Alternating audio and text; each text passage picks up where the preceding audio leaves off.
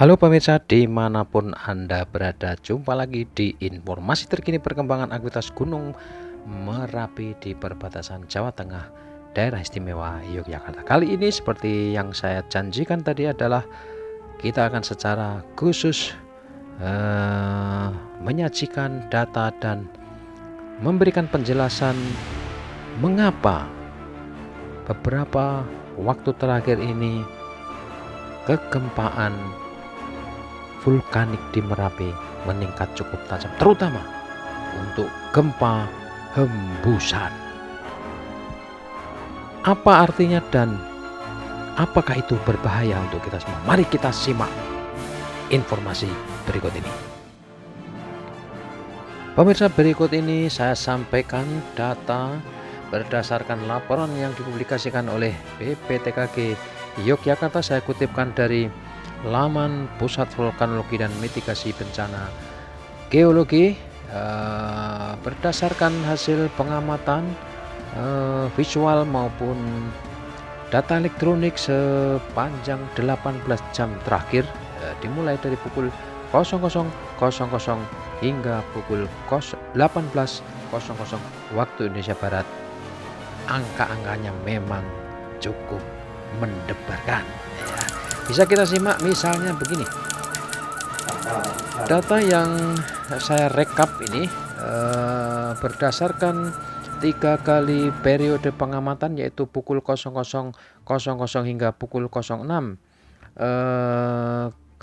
Kemudian pukul 06 hingga 12 waktu Indonesia bagian Barat dan pukul 12 hingga 18 waktu Indonesia Barat.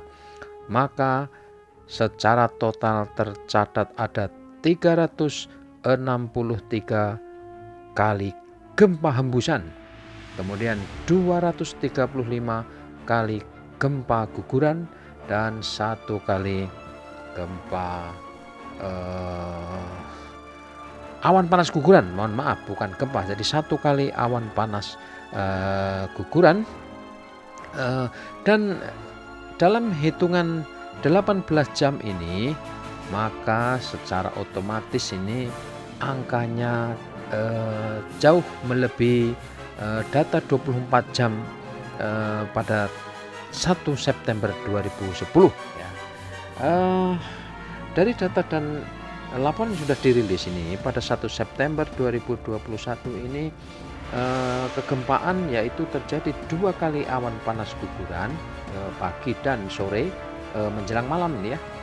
Kemudian 246 gempa guguran, kemudian ada 10 gempa low frekuensi, kemudian 1 gempa hibrid atau fase banyak, dan 204 gempa hembusan. Artinya ini hari ini Kamis 2 September ini grafiknya justru naik ya, terutama di gempa hembusan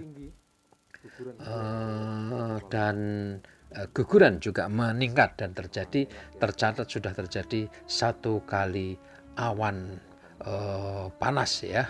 Awan panasnya ini terjadi pada pukul 04.01. Di seismogram tercatat amplitudenya 59 mm dan durasi 165 detik. Saat kejadian ini cuaca berkabut, estimasi jarak luncur 2000 meter ke arah barat daya. Nah, pemirsa, jadi berdasarkan data tadi kemudian kita coba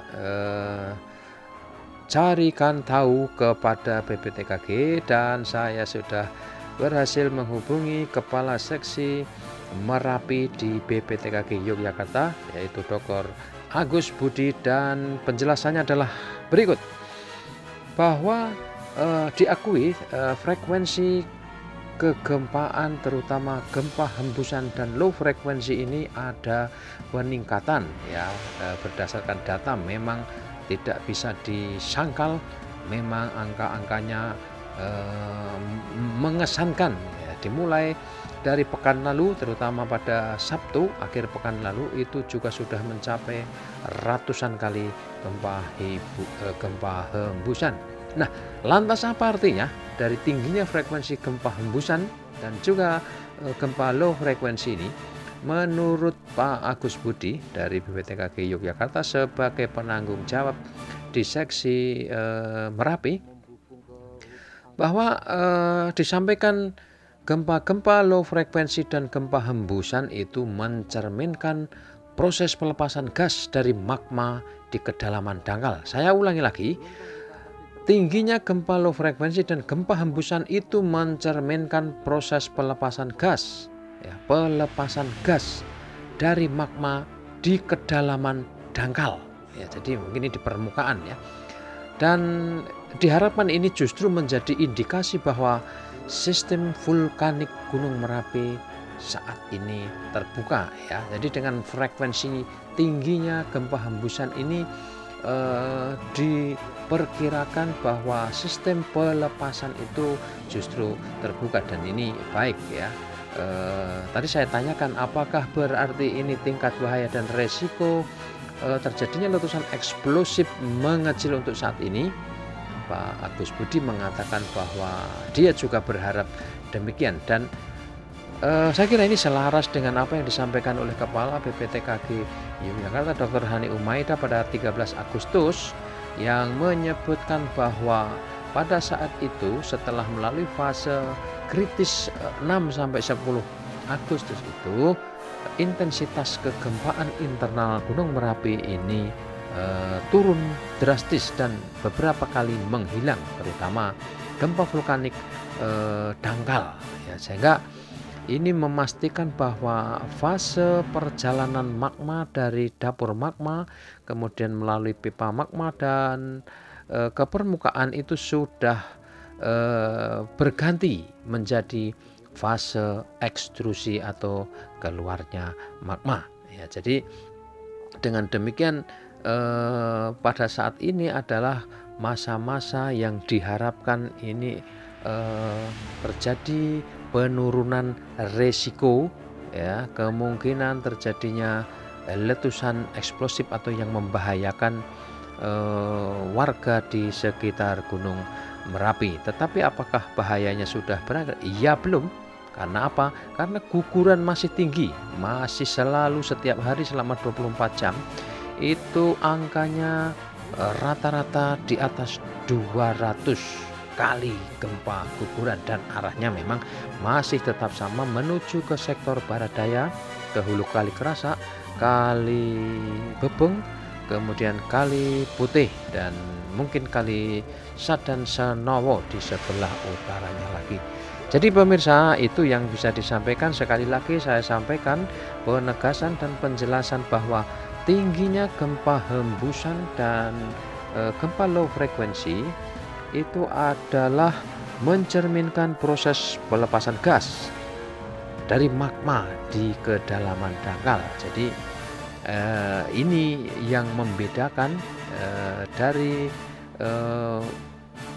fase erupsi pada 2010 ketika terjadi sumbatan besar dan gas akhirnya mendobrak kubah lava yang ada di puncak Merapi sehingga menimbulkan letusan eksplosif berskala velocitas 3. Ini artinya dahsyat dan jarak luncur pada waktu itu maksimal mencapai radius hampir 20 km ke sektor selatan dan tenggara. Itu awan panas guguran yang terjadi karena pelepasan magma yang mendapatkan suplai energi yang luar biasa dari perut gunung. Pemirsa, demikian yang bisa disampaikan terkait dengan data tingginya gempa hembusan dan beberapa kali terjadi peningkatan juga gempa low frekuensi. Semoga informasi ini bisa menjelaskan, bisa bermanfaat, dan kita tetap mendapatkan rasa tenang bahwa Merapi tetap aktif tetapi bahayanya masih terkendali. Demikian, terima kasih atas partisipasi dan dukungan Anda semua. Salam tangguh. Dadah. Sampai jumpa di edisi berikutnya. Jangan lupa like, komen, dan subscribe.